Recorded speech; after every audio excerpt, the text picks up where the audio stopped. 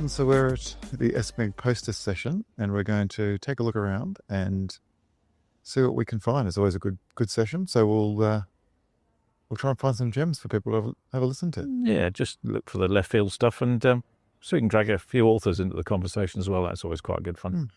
Delve a bit deeper. Yeah, lovely. All right, Martin. So we've got a poster here from Greece. Yeah, Lycon General Hospital in Athens. Better resources needed for patients on contact precautions because of MDR pathogens by Zerba. And basically, take home here is they looked at how many people were requiring contact precautions and then how long they were staying in hospital for. And the key point from this paper really was that contact precautions were indicated in about 4% of hospital admissions, but accounted for 10% of all bed days. Yeah. If they're going to stay in hospital for a while. Yeah, well, that's right. I mean, it shows the extended period of stay of these folks, but this is a hospital with practically no single rooms. Yeah. I mean, cohorting these, often you've got more than one. You know, they're looking at Pseudomonas and carbapenem-resistant Acinetobacters and BREs, and RSAs. Often people have got more than one. How do you cohort them? Yeah, that's right.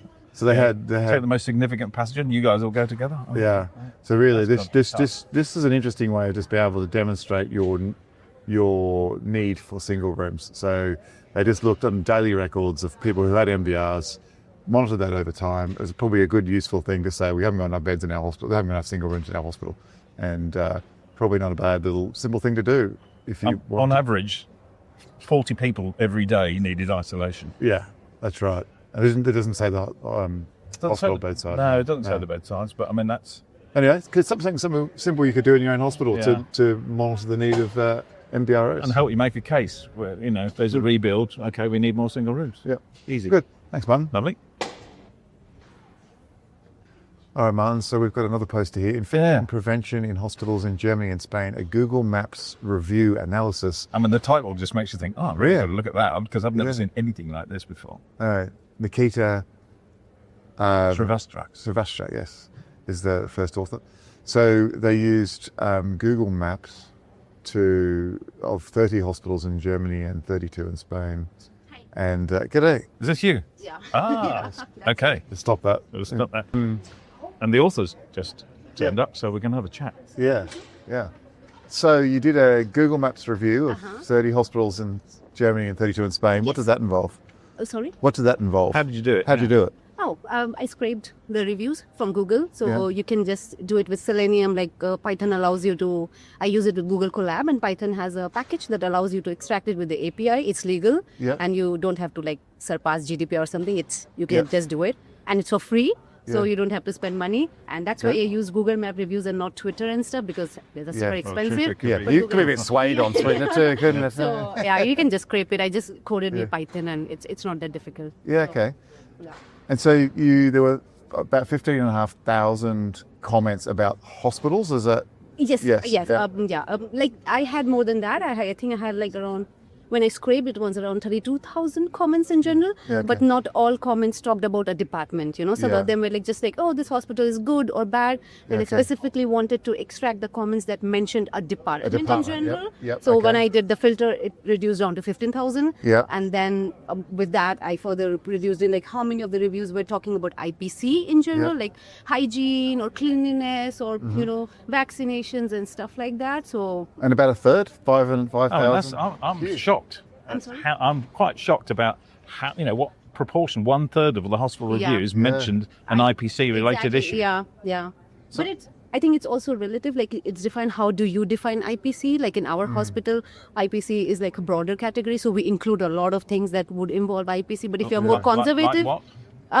For instance, like of course hygiene is one of them, but we also include comments that talk about pathogens or bacteria or bugs and stuff, cleanliness in general. I would say that's an IPC issue. But if you want to be more conservative, you become more conservative. So, but it's I think it was a good proportion, and which was a little bit surprising for us too.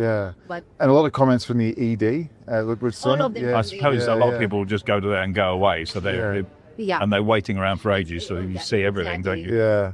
And it was not surprising to see like the comments were in general had a negative sentiment, but when I moved down to like just looking at the IPC, it was much more negative than the comments in the ED. Because it's I think it's what I said here, it's a paradox of prevention. People don't comment, oh, it was a clean hospital. They mostly comment when there's something negative. And that makes absolute sense. Like do you think this has got usefulness in the future in terms of just getting a finger on the pulse to see what's happening with sentiment of the public about their local hospital? Or don't want to read too much into it?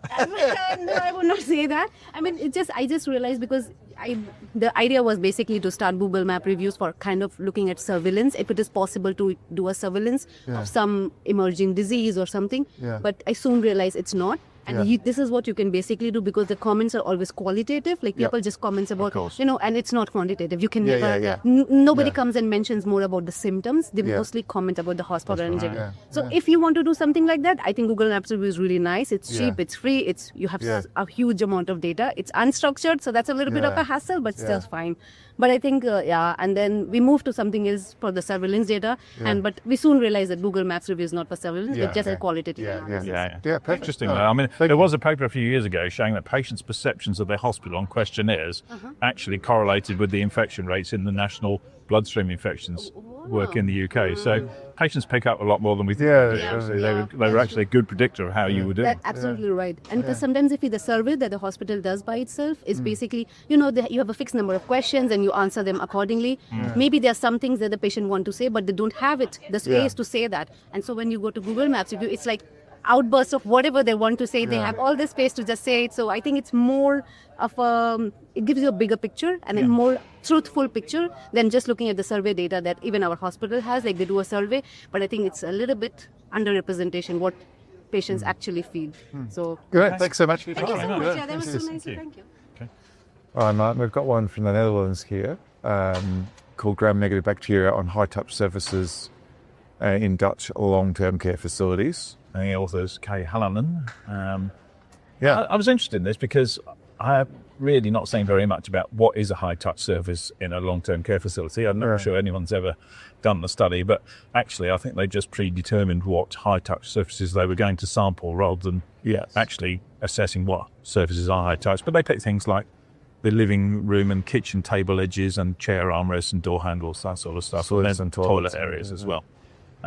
So the most positive... the area or surface that was most commonly positive for a gram-negative was the table edge in the kitchen and living area. Followed by the armrest in the kitchen and living area. Followed by the door handle in the living and kitchen area. With all kinds of things, including Pseudomonas and Klebsiellas and Acetobacter pneumoniae. And a Shigella. So areas basically in the living and kitchen area, which makes you think, how does gram-negative bacteria get into the kitchen living area? And how could it possibly get into the gut? Yes. Does it jump off the table? I think not. So shows probably a lack of other infection control processes. Issues. And probably makes you think that maybe some of the more high-risk areas in long-term care are not actually in the person's room. Yeah, I mean, they were classing contamination as more than 5 colony-forming units per square centimetre. I think that was Stephanie's definition. It was Stephanie's, So, over 1,000 environmental surfaces in 108 wards in 22 long-term care facilities, and 46% had aerobic contamination potential concern. Pretty high. Very high. Yeah, considering, you're not going to always find stuff when you swab anyway. Yeah. So the fact that the proportion is that high is pretty interesting. In 91 out of 108 wards, at least one sample exceeded the threshold of contamination, and they're clinically relevant. Yeah. Interesting. All right. I've just spotted the clinically relevant bacteria also includes Enterobacter holmachii. It's not an organism I've heard of before.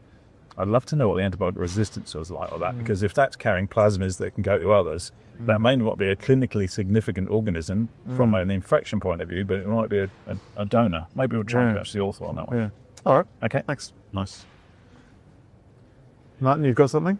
Yeah, there's a paper from the Peking University Third Hospital, Zhao's the first author, called Phage Intervention Effectively Reduces Nosocomial Transmission of Carbapenem-Resistant Acinetobacter baumannii.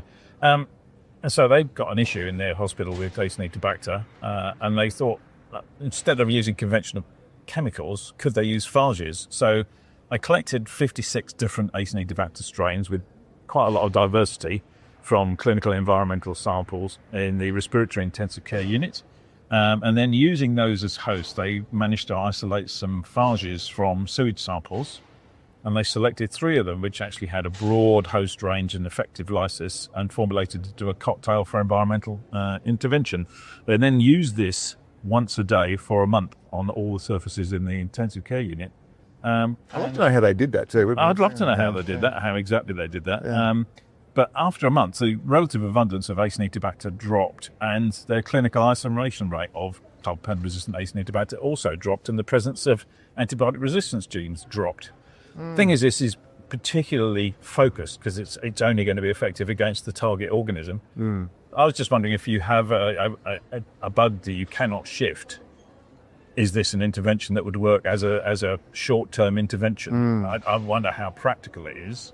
Yeah, but I'd love to know how you do it. And then also, if you're doing this, and say your normal practice also in this area was to use a disinfectant, if you're putting the phage down, can you still use a different disinfectant? And if you can't, then does that mean that other bacteria for which this is not do you have to stop using the disinfectant? Yeah, and that means the other bacteria might actually become possibly more. But it's a good idea. The other thing, I haven't said what they did there on that aspect of it. But, the other interesting, they call it a novel biological disinfectant. I wonder what we are going to call phage treatments in the future of the environment. Which is a biological disinfectant. It's an interesting term. It's a targeted intervention. Yeah. I'd like to know a bit more about it, but they haven't given that much more detail. But thanks, Martin. Different. Martin, I've got one here called the cost effectiveness of expanded AMR screening in Norwegian hospitals. This is a cost effectiveness evaluation with a willingness to pay approach, about using both QALYs and an ISA. The idea being, how valuable is AMR screening, targeting returning travellers at reducing HIs. So this is returning travellers, not people transferred in from another hospital. It's just people who are travelling. Well, I'm interested in this one. Yeah. Look, the long and short here is they're saying that the expanded AMR screening strategy that deals with those returning travellers is cost effective for all targeted microbes except VRE. And the way in which, the other interesting thing in which they've sort of presented this is a 5% prevalence and a 12% prevalence of AMR for those, for presumably all targeted microbes, including VRE.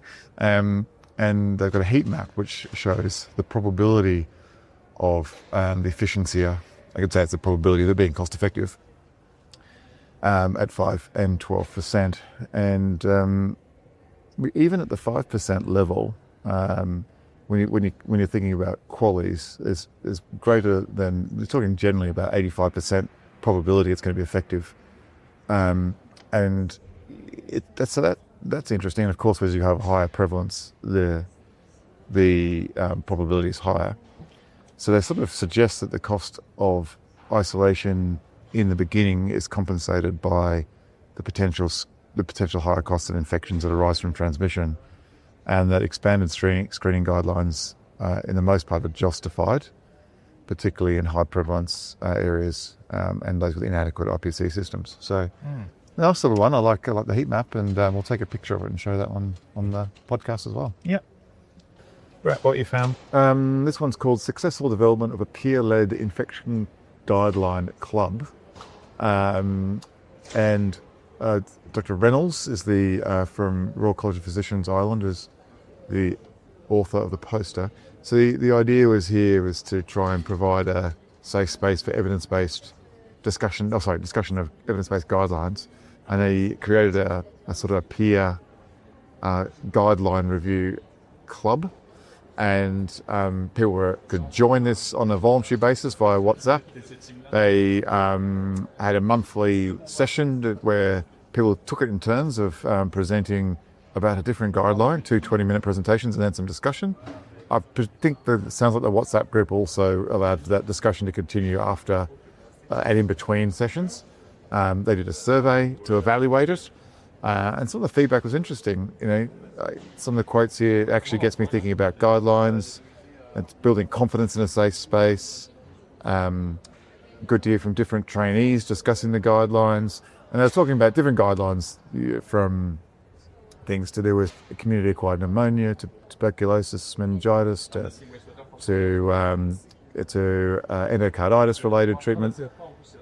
So I guess the idea here was this peer-created and peer-developed learning initiative was picked up by trainees. It was simple, it was reproducible, and people really liked it. It would seem from the first, and dirt cheap. Dirt cheap, yeah. So just a different way of getting a bit more engagement with guidelines and probably adherence and understanding of guidelines. Yeah. Nice little initiative. Simple. I'm glad to say we did actually catch up with the author of the nursing home, long-term care facility, environmental contamination piece of work, and we asked her if they had a quantitative way of working out what the high-touch surfaces were, but she just went. They said no, they just went with intuition of what they felt. Oh, it's reasonable enough. Nobody's ever done that work. Yeah. And we were interested in that particular Enterobacter as well. Had they done the resistome? Did they know if that was actually a donor of genetic elements, and they're still working on the genomics of that aspect. So, but what did she say? As we said, how do these organisms get into your gut? No, you never eat alone. You never eat alone. That was it. You never eat alone. I really like that, which is very true. Yeah. Actually, you never eat alone. Anyway, it was nice to catch up with her. That's the end of our first session of posters at ESCMID Global. The next podcast will be a follow-up from that.